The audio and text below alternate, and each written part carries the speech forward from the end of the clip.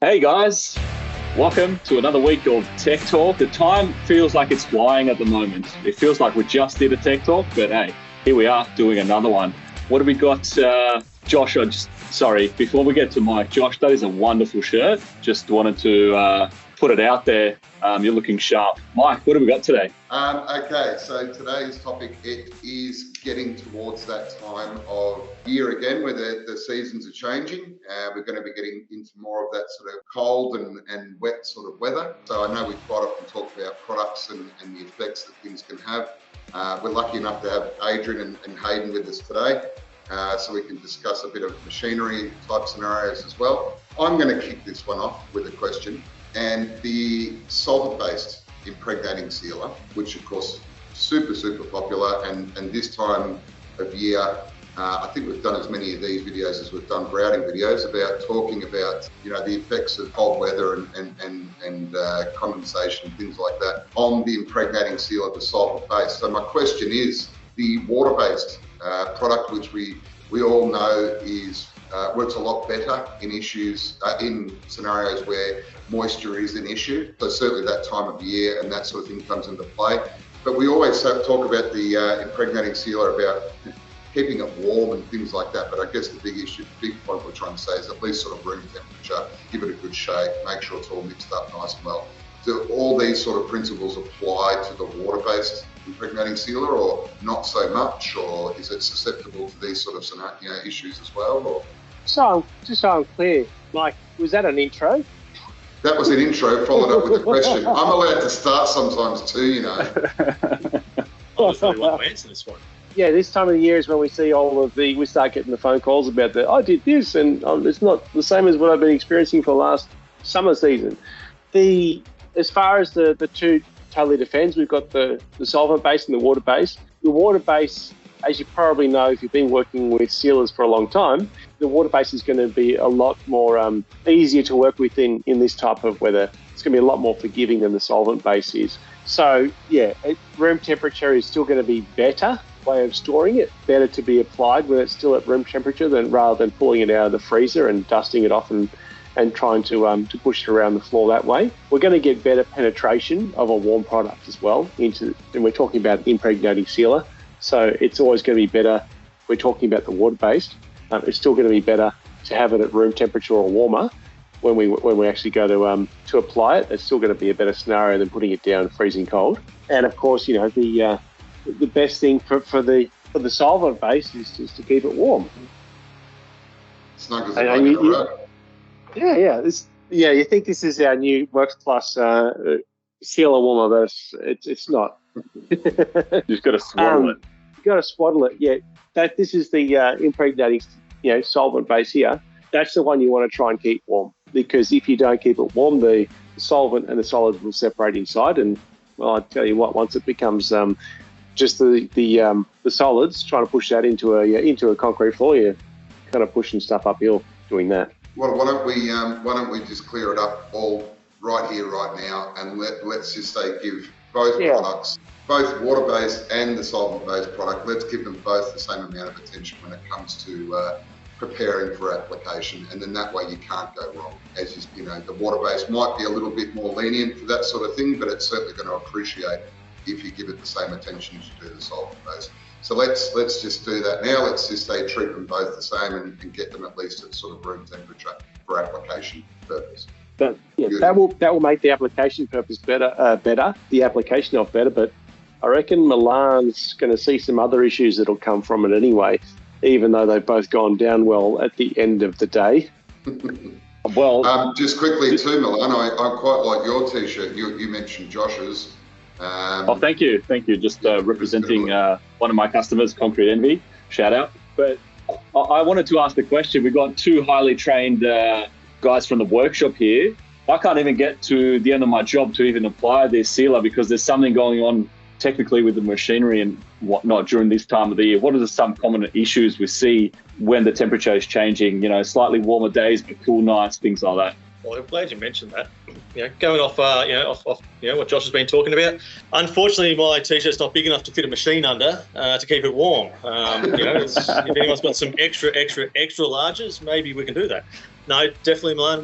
in the service side, we certainly see when the weather changes, guys having issues with their machinery on site, and it's a few things that guys don't even probably think happens to their machinery, and they're never looking, they're never checking for these issues that they have. But electrical is really temperamental with temperature. I mean, you look at a lot of electrical equipment, it's in climate controlled rooms and things like that, and it's like that for a reason, because they don't like the variation in the temperatures.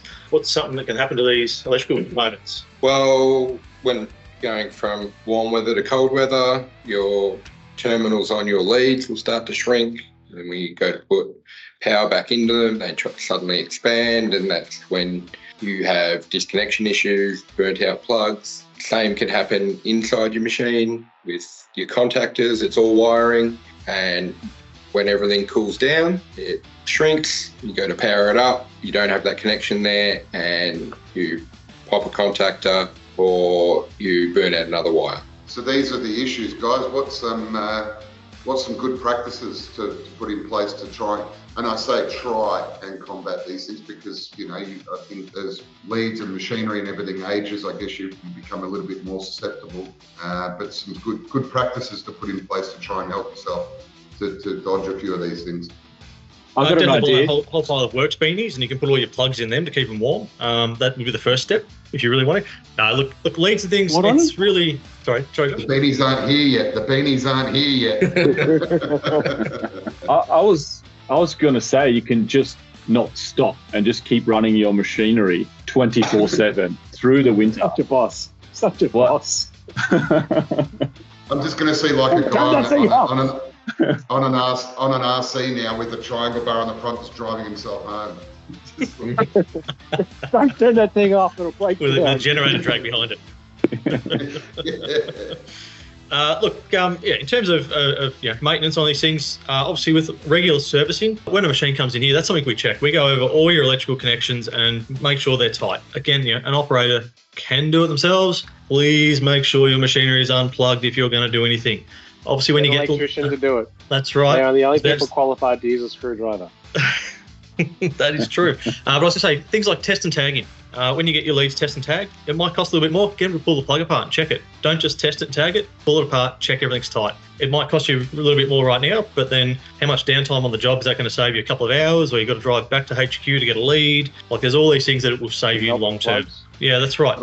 Have spare leads in the truck with you, in your vehicles. Don't just roll up to site with the exact thing you need. Have spares, because things go wrong. Things happen. Plenty of sites, there's, scissor lifts and all sorts of things. Someone runs over a lead, have spares for that reason and for, these sort of uncommon things. So, but even, talking about the weather changing, keep your machinery on site. Transporting machinery, I would love to say just here in Melbourne, but right now, Sydney and everywhere is, getting wet as well. The time's changing. So it's certainly, even transporting machinery, you're going to get water into plugs and things that you may not want it. You turn up to site, you plug into your generator, all of a sudden you power everything up and a big flash, everything goes off, and you've just burned a whole pile of plugs in your lead from water and whatnot. So it's really important. Keep everything as clean and dry as you can. When transporting, when storing on site, all these things are important to stop your downtime. Because all of a sudden everything cries and you're off. How am I keeping these things clean and dry? That's more where I was heading. Am I putting a rag and a plastic bag and then a bit of tape over the end of the lead, or how am I trying to sort of combat this? Yeah, look, again, depends on the vehicle you're transporting with. If things are getting transported, in the back of a tray truck or whatever, from the machines, it's very hard to cover them in that aspect with wind and everything. It's probably, the bigger one is if you're storing a machine on site, over a weekend or something, and it's out in the elements. That's the time you want to cover it, whether it be a tarpaulin. Barbie covers make great covers for some of these things as well. It's a really simple, easy. I don't play with Barbie. Okay, Ken covers, is that better? So look, but even leads in the back, even if you were to join the two ends together of your lead, they've got rubber seals. They're rated, so have it all joined together, and then all you've got is maybe one or two connections that you don't need. On coming off the back of your machine, you've got a male there. Pull that off and put it in the in a toolbox if you can, or if it's a hardwired one. Mate, there are covers you can buy that you put on and screw onto that to cover it. So all these things are out there for the solutions for this. It's just you've got to actively want to do it, and take care of your gear. If it becomes good practice, and I guess these sorts of things are a lot cheaper than X $100 for new leads and things like that. But screwing the two ends together, that's a good idea. I like that idea. that's easy. You don't need muck around with extra stuff and tape and things like that. Unless, of course, you've got a square to round, then you're really going to have trouble with that. Absolutely. I think that's okay in this day and age. You can do that. And another one that a lot of guys don't think about when transporting the machine on the back of a truck, going from operating at a hot temperature, like, Aidan told us a few weeks ago that when they run up a machine dry, they get to 70 degrees just as a dry run with no pressure on them. So they get even hotter than that when they're running. So you take them off a site and it's cold and wet, and then you put it on the back of a truck. What you want to do in that scenario is actually put it on the back of the truck without the skirt on it, because the skirt is going to create somewhat of a seal underneath the machine, and it's actually going to create condensation underneath of it because of the differentiation in temperature, and it's actually going to suck the moisture into any type of seal that's breaking down on the machine as well. So you want to take your skirt off in that particular scenario as well. Or even if you're just shifting it outside into the cold, there's a similar type of scenario onto cold and wet concrete, skirt off.